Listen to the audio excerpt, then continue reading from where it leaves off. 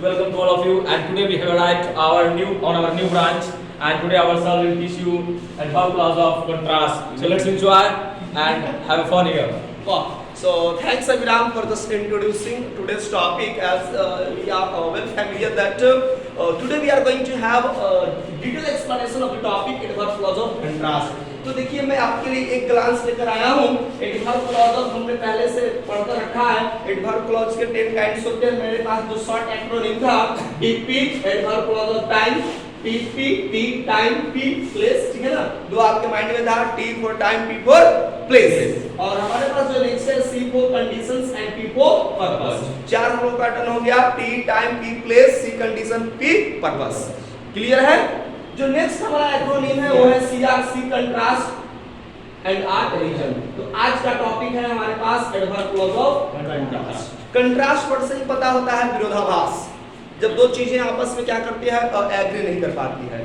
चलिए उसके बाद हम लोग डिस्कस करेंगे। अगला जो हमारा आर है, R for adverb clause of reason and C for comparison and R for result. और लास्ट हमारा दो है M P, M stands for manner and P stands for proportion. तो ये है हमारे एडवर्ब क्लॉजेस की क्लासिफिकेशंस पार्ट्स आपने जाना है।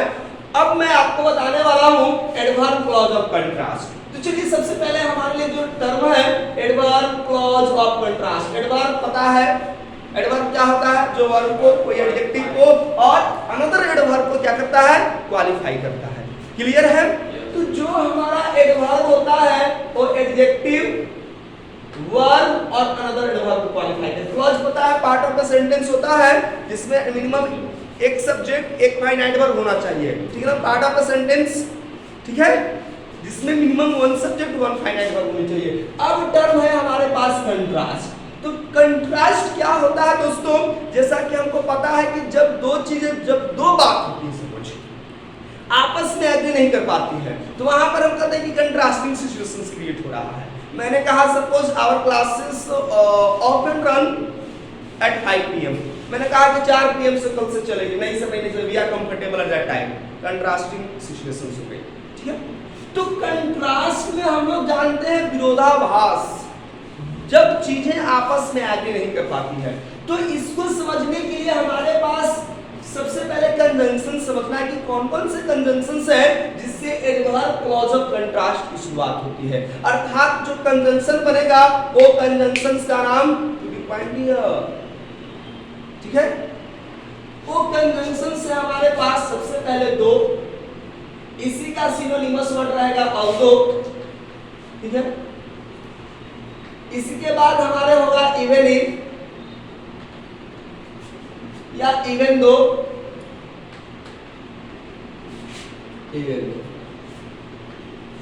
ये सारे जो हमारे पास कंजंक्शन है जिसका हम फ्रीक्वेंटली मोस्ट प्रोबेबली इस्तेमाल करते हैं एडवर्ब क्लॉज ऑफ कंट्रास्ट। यानी ये जितने भी सिचुएशंस कंजंक्शंस है अपने आप में कंट्रास्ट दिखाएगा। आइए मैं दो एग्जांपल्स देता हूं, उसके बाद हम लोग डिस्कस करेंगे। चलिए आपको कंबाइन करना है। I am going to write two simple sentences, you have to make it complex. Life को कहा जाता है कि कॉम्प्लेक्स मत बनाइए, लेकिन हम ऐसे चीजों हैं जो हम लोग कॉम्प्लेक्स जिंदगी को एंजॉय करते हैं। क्योंकि हम जब कॉम्प्लेक्स लाइफ को एंजॉय कर सकते हैं तो सिंपल को एंजॉय करने में कोई दिक्कत नहीं है। तो सिंपल सेंटेंस पढ़े हैं, चलिए बनाते हैं कॉम्प्लेक्स। क्या है सिंपल, क्या है कॉम्प्लेक्स। दोस्तों यदि आप जानना चाहते हैं तो हमारे सेंटेंस का वीडियो आप जाकर के देखें या क्लॉज का जो बेसिक वीडियो है आप उसको देख सकते हो। चलिए, ही इज सीरियसली इल या इलियस। Another part of the sentence is he goes to a school daily. Two sentences are here now and both sentences are of simple sentence. दोनों sentences किसके एग्जाम्पल है, सिंपल सेंटेंस के हैं। अब हमें इसको कंट्रास्ट कैसे बनाएंगे ये देखना हमारे लिए इंपॉर्टेंट होगा, ठीक है। तो चलिए कैसे हम लोग कंट्रास्ट बनाएंगे। दो ही goes to a school daily he is severely or seriously ill. A. One sentence. Second, I am going to mention. Though or although, you can use both. He is seriously ill. Okay? Seriously ill. He goes to a school daily. Now, he goes to a school daily. A school daily. Okay? अब देखिए हमारे पास दो sentences मैंने mention किया है। पहला है दो ही goes to a school daily, he is seriously ill. Though he is seriously ill, he goes to a school. Can you tell me which sentence is most appropriate? Means you have to tell me which one is correct. Second. Why second? Why do you think though is suitable with the first part? Because it explains that first condition what he is falling with. Yes. He is facing with. What is the condition he is facing with? I am going to discuss. Okay friends? पहले हम लोगों ने ये जाना है correct reply आया है sentence 2 is correct first one is incorrect. हमें समझना है कि कंट्रास्ट कहां पर होगा, किस पार्ट में हम सेंटेंस के कंट्रास्ट इस्तेमाल करेंगे। समझाने से पहले कुछ और एग्जांपल ली जाए क्या? चलिए कुछ और एग्जांपल लेते हैं। तो ये चीज तो आपके नन है, दो और एग्जांपल लेंगे उसके बाद मैं आपको कन्विंस करता हूं। जैसे मैं एक एग्जांपल का हूं इस तरह से he never studies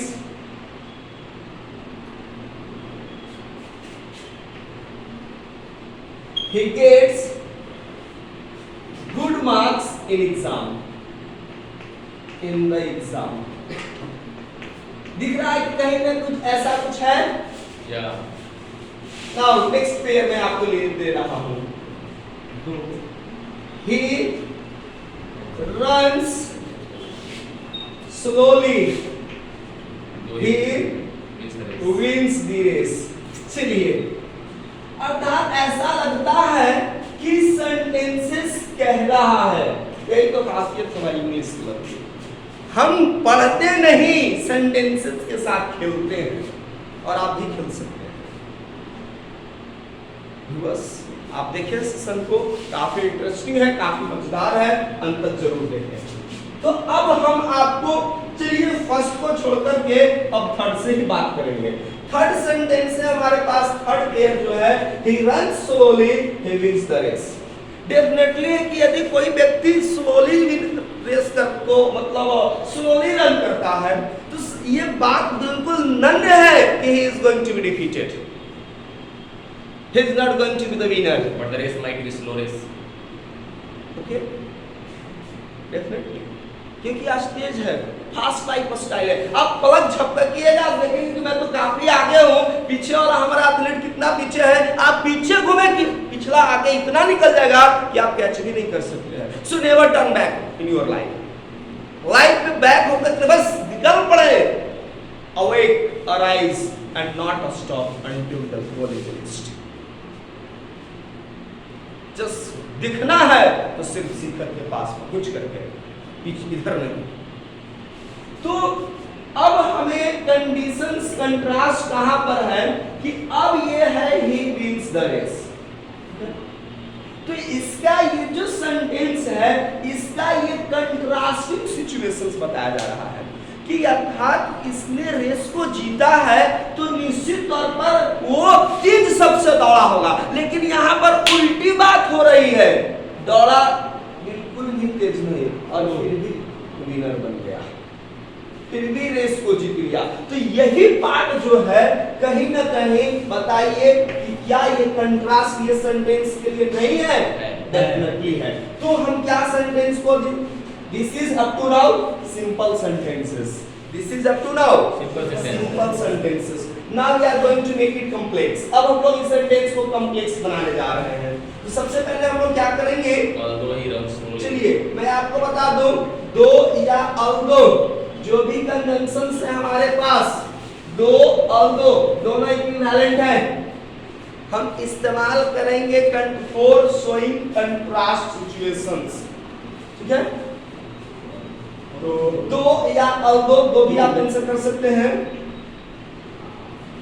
ठीक है? यहाँ को लीजिए, दो या although he runs slowly, he wins the race. He wins the race. Can you do the sentence number second pair? Definitely. What? Tell. Though he never studies, he gets good marks. Yeah. Though He never studies, he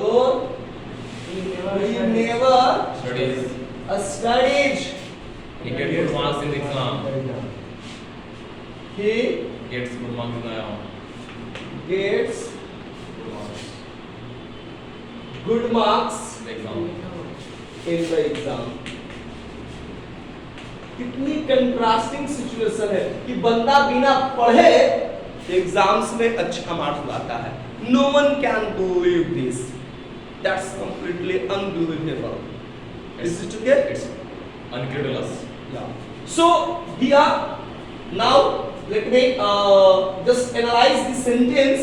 So though he never studied, this is adverb clause of contrast, and he gets good mark, this is principal clause. This is principal clause. So now let me here. So this is here adverb clause of contrast. Adverb clause of contrast. And PC.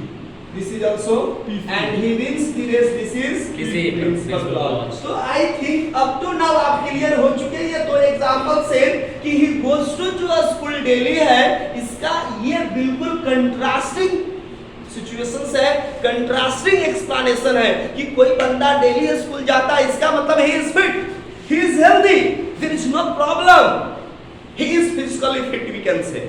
But we are finding he is ill, not here, he is seriously ill, or in spite of being seriously ill, he goes to the school daily, and that is the biggest achievement for him.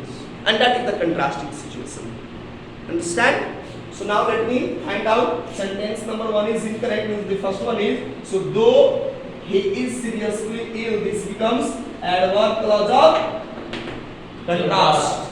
And he goes to a school daily, this is principal clause. So now we have, I am going to give you few minutes, you have to present lots of sentences using though and although.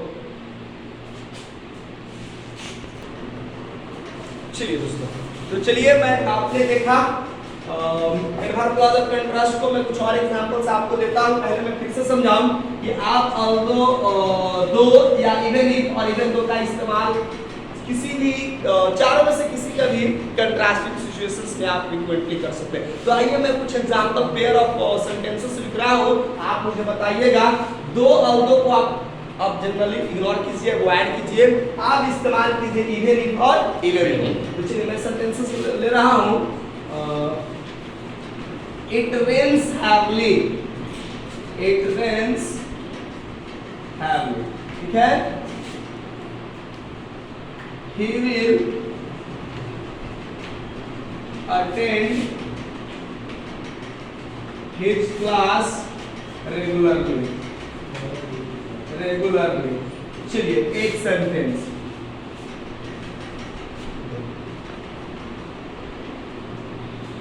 he is honest, he is poor। दो कितने simple sentences मैंने आपको ले लिए हैं। आपको करना है कंट्रास्ट कहां पर होगा, नेक्स्ट एग्जांपल में मेंशन कर रहा हूं। नेक्स्ट पेयर, ठीक है?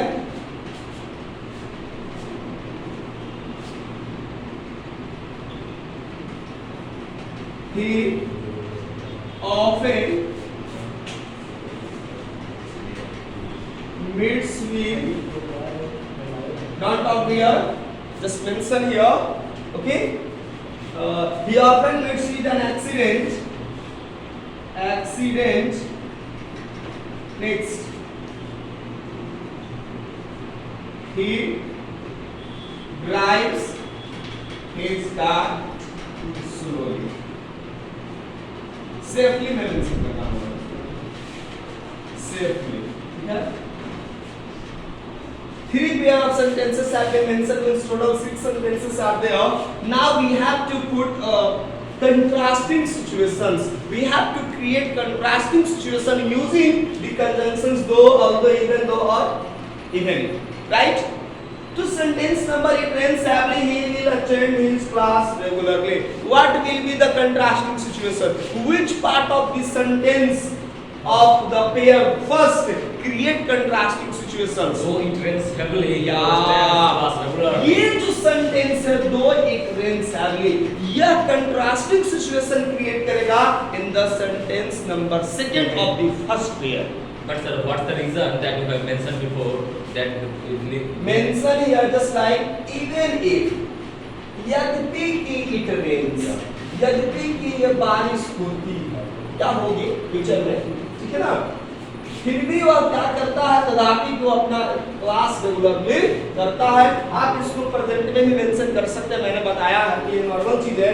इवन इफ इट रेन्स, यद्यपि कि बारिश होती है, ठीक है, फिर भी वह क्या करता है, वो अपना क्लास रेगुलरली कंटिन्यू करता है. तो ही विल क्या होगा, अटेंड his class regularly. ठीक है ना? sir, it is good to write such sentences. You will plus regularly. Yes. Next here. Yes, you have problem. Okay. Then he is honest, he is poor. Where is contrasting? If he is poor, he is honest. Even though he is poor. Generally क्या है, वो गरीब है तो निश्चित रूप से उसे बेईमान होनी चाहिए. तो उसके मन में ये सोचता है भाई मैं तो तेरे पास पैसे कम है, किसी तरह से रॉन्ग मटेरियल सप्लाई करके पैसे हासिल कर लूंगी. No, in spite of being poor, he is honest. Means though he is poor, he is honest. Even though he is poor, he is honest. Even if he is poor, he is honest. Understand? So even though he is poor, यद्यपि कि वह क्या है, गरीब है. कैसा है जी? वही He ईमानदार is है. honest, वह ईमानदार है. ठीक है? और सेकंड हो गया. थर्ड क्या हम मेंशन करेंगे? देखो. Which part creates contrasting? First part. First part. Yeah. No. Second. Oh, sorry sir. Driving. Second. Yeah. Though या even though या even if though he drives stop, don't speak. Though he drives his car safely, यद्यपि कि वह अपने car को safely drive करता है, वो क्या कर जाता है, वो एक्सीडेंट कर जाता है. He often meets with an accident. ठीक है? Though he tries his level best, he never gets success. यद्यपि कि वह अपने स्तर से बहुत मेहनत करता है, फिर भी सफल नहीं हो पाता है. तो हम उम्मीद करते हैं दोस्तों, ये था हमारा आज का session adverb clause of contrast. मैं उम्मीद करता हूँ काफी आज का सेशन आपके लिए हेल्पफुल साबित होगी. तो keep watching my videos and keep supporting me. So if you like my videos, never forget to share, like and subscribe to the channel. Thank you. Jai Hind.